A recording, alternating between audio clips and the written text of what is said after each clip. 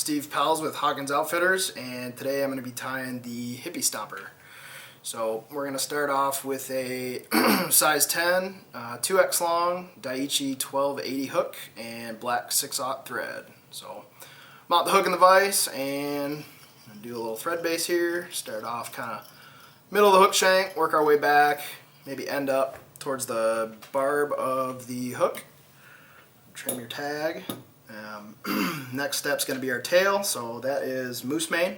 So grab a fairly good chunk. I've never really been good on estimating numbers of fibers, but maybe 25, 30 fibers for the moose mane. Go ahead and stack the tips. So we've got something in that range there. Good chunk. I would not trim the butts, so let's keep them fairly long. What we're going to do is kind of build up a little bit of an underbody along the hook shank. So once you get that trimmed, go ahead and throw in a tail. As far as measuring the tail length, let's see, we don't want it too terribly long, but we need it to kind of balance out the back of the fly. So I'll throw that in there, and like I said, we're going to build up that underbody with the moose mane. So basically where I started my thread here, we can trim our butts, and that will be the somewhat of the terminal point of where our moose mane underbody is. So I'll trap those fibers in with one pin trap, loose, and then from there kind of just tighten them down, run your thread up towards the eye of the hook, lock that moose mane down, back towards the tail, back towards the barb again. At this point I'll kind of just check, make sure that tail is nice and straight, give it a little bit of a flare. Okay, next step's going to be our foam. So we've got two colors, we've got red and we've got black. So basically with this pattern, for the bottom side, you're going to want to match the body color. So in this case we're using cranberry flash, holographic Flashabou. So we've got kind of a red foam and then a black back. So in order to get that red to come through, we need to tie our black in first, because that's what's going to be folded over last. So we're going to want to notch a little bit of our foam, get a good tie-in point. That foam in and really lash that down quite well, kind of cover up your steps there.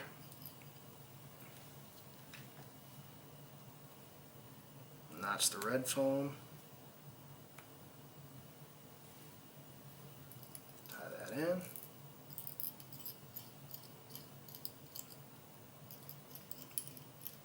And we're trying to keep this underbody kind of as uniform as possible, because our next step with the holographic Flashabou, we're going to palmer that, create our flashy body.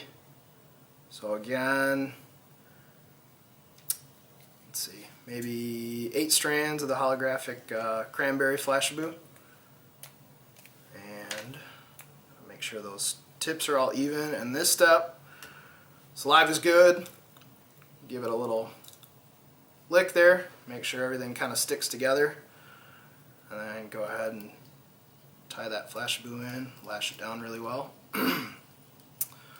I don't have any with me currently, but this would be a good spot to where you can add just a dap of Zap-A-Gap. It'll help kind of lock everything down, your foam, and then also it would help trap some of that cranberry Flashabou in there. But just for ease of tying, I'm not going to use any. When I first started tying this pattern, when I first picked it up, I would have difficulty with the flash kind of separating, so then I started just giving the flash 1 or 2 little twists before I get going. So give it 1 or 2 twists, and then wrap them super tight together.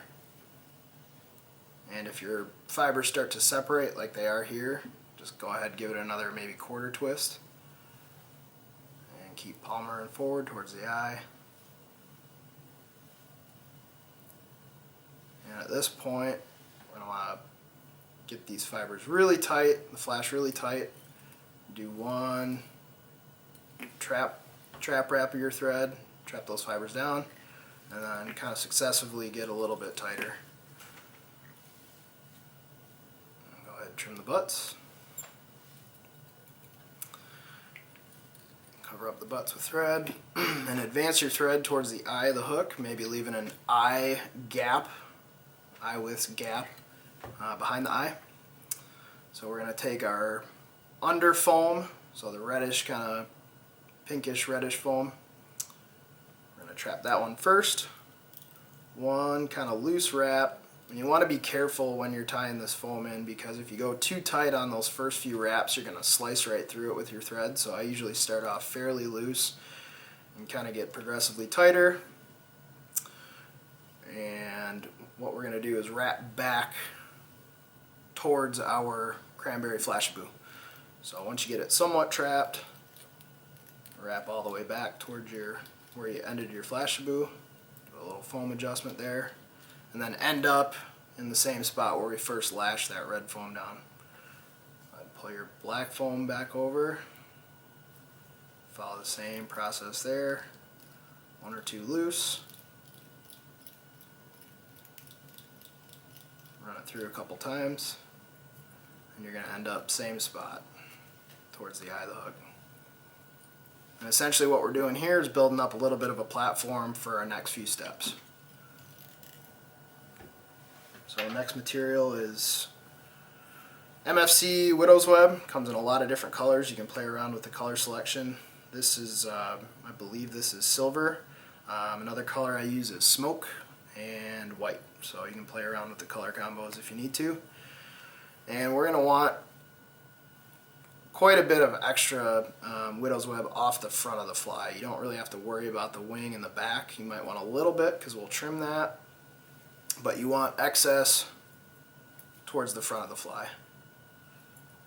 Go ahead, lash that down, and I will run my thread towards the back where we ended our foam tie-in. Run it back forward. And then as far as the trim in the back is concerned, you want this to be visible through our hackle and our rubber legs. So eyeball it a bit. I would say midpoint of the foam maybe in the body, so somewhere in this range.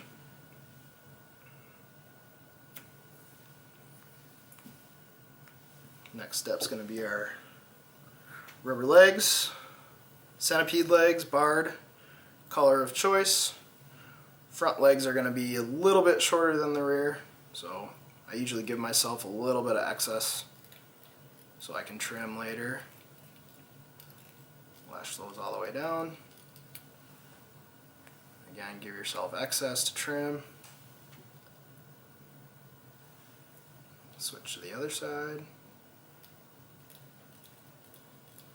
Make sure those are lashed down. If you need to make any adjustments, now would be a good time. Again, at this point, if you want to add a little bit of Zap-A-Gap, carefully drop a couple drops on there, help your legs lock down, and your wing if you wanted to. And next step, Grizzly Hackle. You can use dun, you can use brown. I think for this color combo, the Grizzly looks really good, but feel free to experiment a little bit. And I will usually pull some fibers off that hackle, expose the stem just for a clean tie-in point. Expose that, lash that in, and again we're going to end up towards the eye of the hook, so when you advance your hackle, tie off in the front.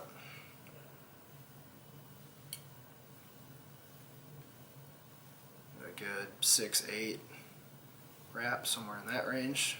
Bushier the better on this pattern, so you don't have to go super light like a traditional dry fly. You can go pretty heavy. And tie your hackle off. Okay. We're not quite done yet, but I'd build up a little bit of a thread dam in front of that foam, help that foam flare a bit. And I'd run a whip finish or half hitch, your choice. And at this point we need to clean house a little bit, pretty the fly up. So usually I will take the foam, do that first. I want a decent head on there and square it off. So, Trim your hackle. And as far as the length of the wing, I would say at least double or triple the size of the head of the foam. So right now we're pretty good. I might make a small cut, a nice even cut, and you can experiment with the length of that wing. Like it's somewhere in that range. That is probably double or triple the size of the head. And then shorter legs in front, a little bit longer legs in back. And then one last trim. Go ahead and spin that fly over. This is optional. I think the fly lays a little bit better in the water if you trim the hackle fibers on the bottom. So that's about it. That's the Hippie Stomper.